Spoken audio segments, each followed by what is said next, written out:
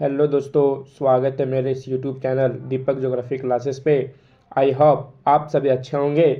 तो चलिए आज का वीडियो में हम समझेंगे चट्टानें क्या होते हैं, जिसे इंग्लिश में क्या कहते हैं, रॉक्स। ठीक है, तो चलिए समझते हैं चट्टान का अर्थ क्या है, परिभाषा क्या है।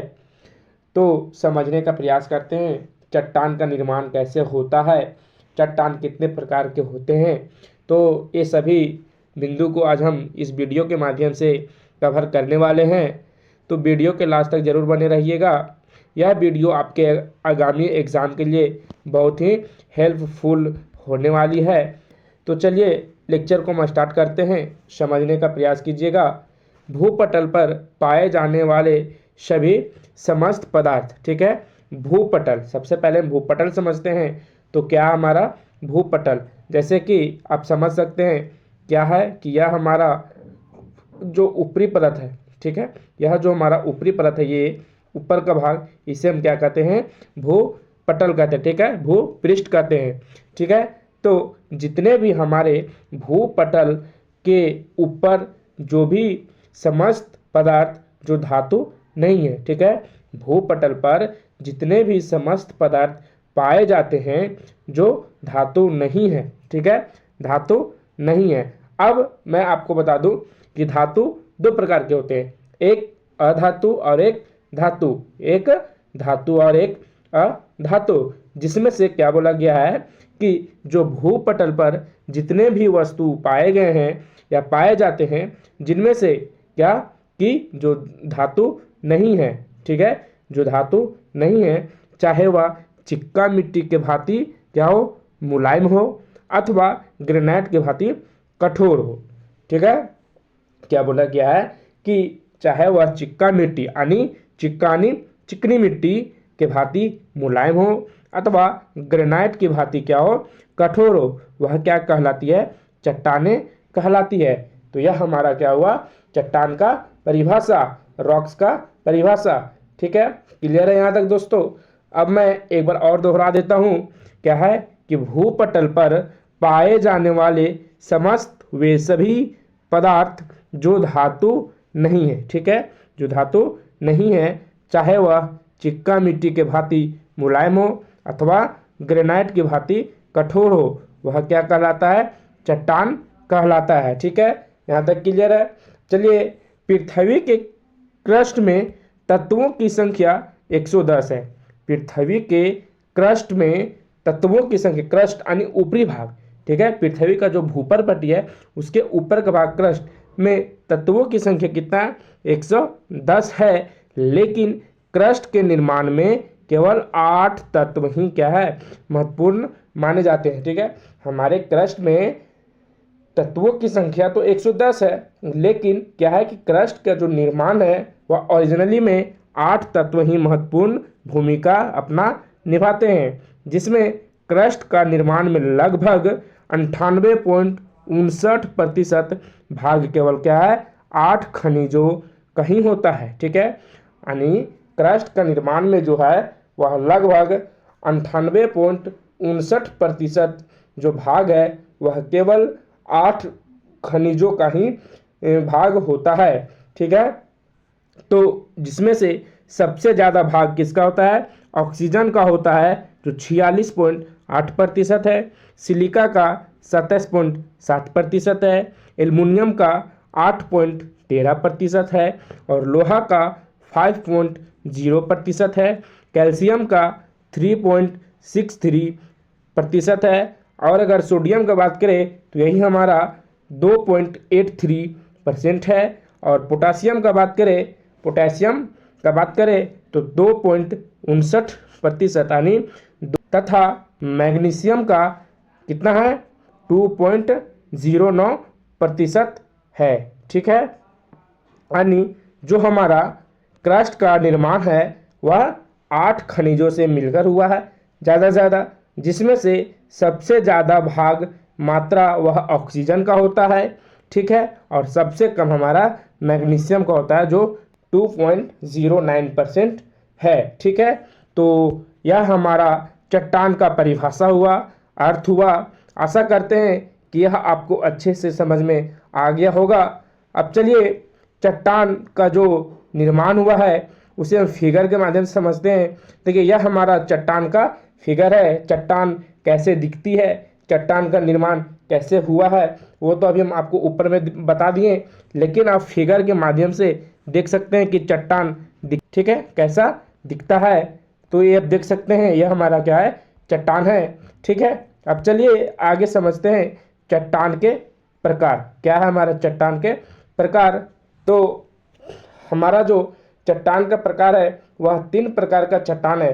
ठीक है, जिसमें से पहला आग्नेय चट्टान, दूसरा अवसादी चट्टान और तीसरा कायांतरित चट्टान। ठीक है, तो चलिए अभी हम देखते हैं आग्नेय चट्टान।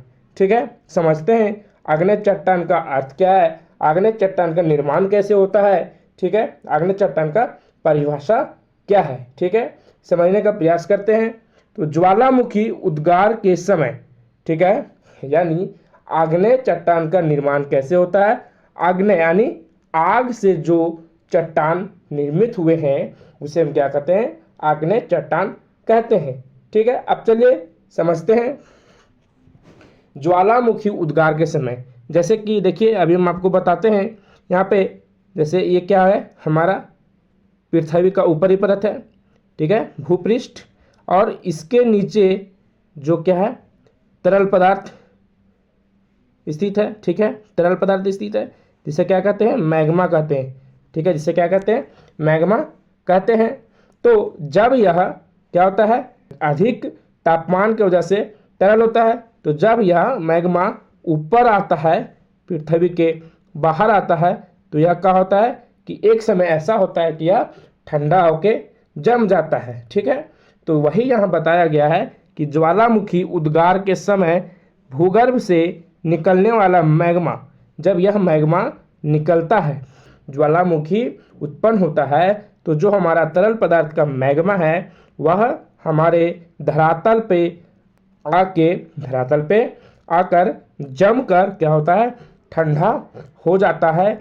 और फिर ठंडा होने के बाद वही मैग्मा जो तरल था वह धरातल पे आके क्या होता है, एक चट्टान का रूप ले लेता है, जिसे क्या कहते हैं, आग्नेय चट्टान।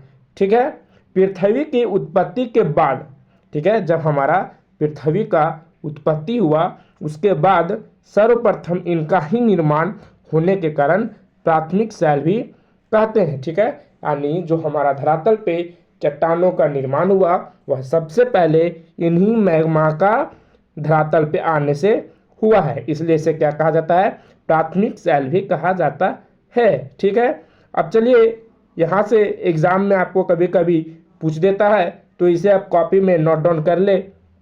अब आगे चलिए, इन चट्टानों में जीवाश्म नहीं पाए जाते हैं। ठीक है, अब जीवाश्म नहीं पाए जाते हैं इसका मतलब क्या है कि जैसे कि पेड़ पौधे, धरातल पे पेड़ पौधे, जीव जंतु जो मर जाते हैं, ठीक है, क्या होता है, मर जाता है, जो मरने के बाद क्या होता है, इसमें उपस्थित नहीं होते, या मैग्मा में उपस्थित नहीं होते हैं, तो इन्हीं को हम क्या कहते हैं, जीवाश्म कहते हैं। ठीक है, जो इन चट्टानों में क्या होता है, जो इन चट्टानों में जीवाश्म नहीं पाए जाते हैं। ठीक है, अब चलिए आगे समझते हैं आग्नेय चट्टान। देखिए ये हमारा आग्नेय चट्टान का क्या हुआ, फिगर हुआ। इससे आप आसानी से देख के समझ सकते हैं कि जब हमारा क्या ज्वालामुखी उद्गार के समय जब हमारा मैग्मा धरातल पे आता है, ठीक है, तो वह पिघल के ठंडा होके क्या होता है, ठंडा होकर जब वह एक चट्टान का रूप ले लेता है, तो ठीक इसी तरीके से क्या होता है, चट्टान का निर्माण होता है। ठीक है, जिसे हम क्या कहते हैं, आग्नेय चट्टान। ठीक है, क्लियर है। तो चलिए अब समझते हैं दूसरा हमारा क्या है, अवसादी चट्टानें। ठीक है, जिसे इंग्लिश में क्या कहते हैं, सेडिमेंट्री रॉक्स। ठीक है, जो हमारा चट्टान का दूसरा प्रकार है वह क्या है, अवसादी चट्टान। ठीक है, जिसे इंग्लिश में क्या कहते हैं, सेडिमेंट्री रॉक्स। तो चलिए समझते हैं अवसादी चट्टानें का अर्थ क्या है, परिभाषा क्या है, अवसादी चट्टानें का निर्माण होता कैसे है। तो समझने का प्रयास कीजिएगा।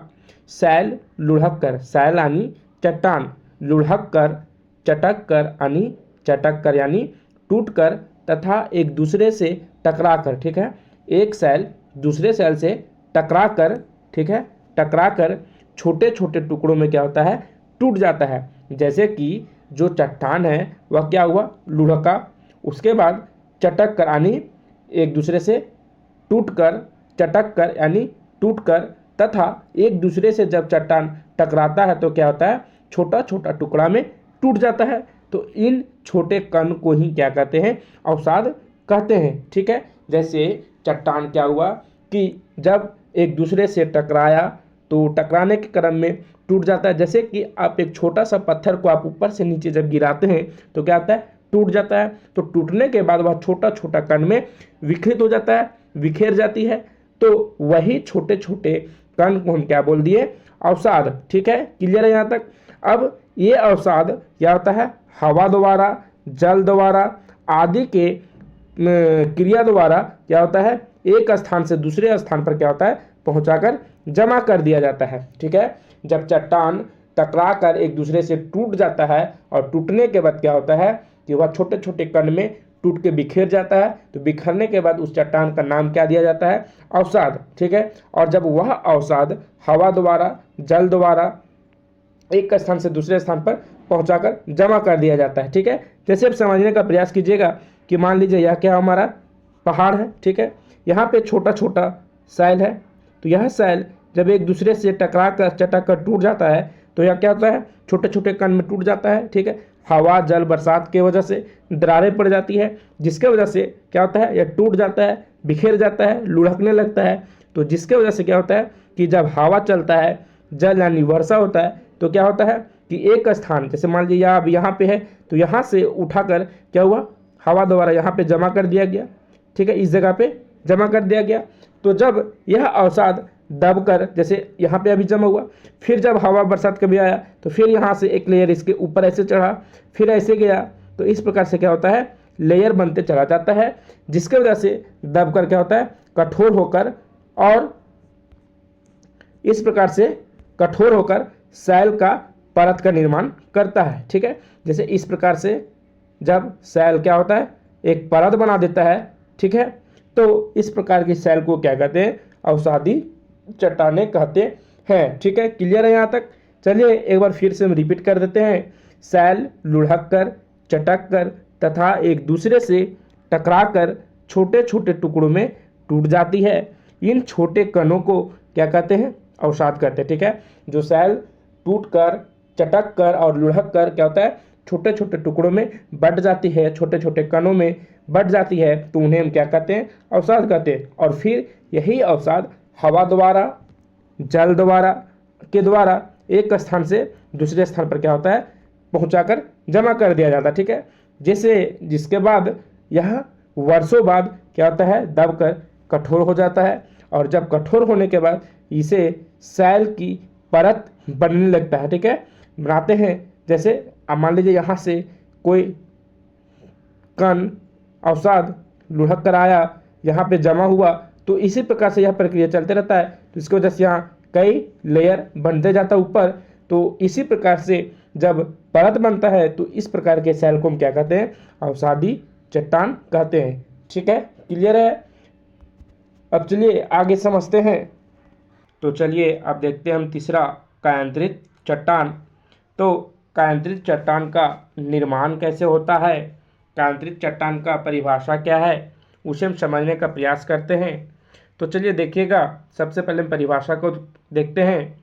जब उच्च ताप और दाब के कारण क्या होता है, जब उच्च ताप और दाब के कारण आग्नेय चट्टान और अवसादी चट्टान का क्या होता है, एक दूसरे चट्टान में रूपांतरित हो जाता है, तो उसे ही हम क्या कहते हैं, कायांतरित चट्टान कहते हैं, ठीक है। क्लियर है यहाँ तक। क्या होता है, जब उच्च ताप और दाब के कारण आग्नेय चट्टान और अवसादी चट्टान का एक दूसरे चट्टान में क्या होता है, परिवर्तन हो जाता है, यानी रूपांतरित हो जाता है, तो उसे ही हम क्या कहते हैं, कायांतरित चट्टान कहते हैं। जैसे समझिएगा यहाँ पे कि मान लीजिए यह क्या हमारा पृथ्वी है, ठीक है, और इसके ऊपर से क्या है, वायुमंडलीय दाब है, ठीक है। और पृथ्वी के अंदर अत्यधिक ताप होता है, ठीक है। और यहाँ पे क्या है, चट्टानें हैं, ऊपर से वायुमंडलीय दाब और पृथ्वी का दाब है, और अंदर से तापमान अधिक है पृथ्वी का, जिसके वजह से अवसादी चट्टान और क्या आग्नेय चट्टान एक दूसरे चट्टान में रूपांतरित हो जाता है, जिसके वजह से क्या होता है, उसे ही हम क्या कहते हैं, कायांतरित चट्टान कहते हैं, ठीक है। क्लियर है यहाँ तक? तो आशा करते हैं कि यह वीडियो आपको अच्छे से समझ में आ गया होगा। तो अब हम अगले वीडियो में समझेंगे आग्नेय चट्टान से रिलेटेड, जो आग्नेय चट्टान का प्रकार को भी हम कवर करेंगे। उसके बाद अवसादित चट्टानों के प्रकारों के बारे में पढ़ेंगे, और फिर कायांतरित चट्टान के प्रकार के बारे में देखेंगे, ठीक है। तो आशा करते हैं कि यह वीडियो आपको अच्छे से समझ में आ गया होगा। तो चलिए दोस्तों, आज का वीडियो में यहीं तक रखते हैं। धन्यवाद।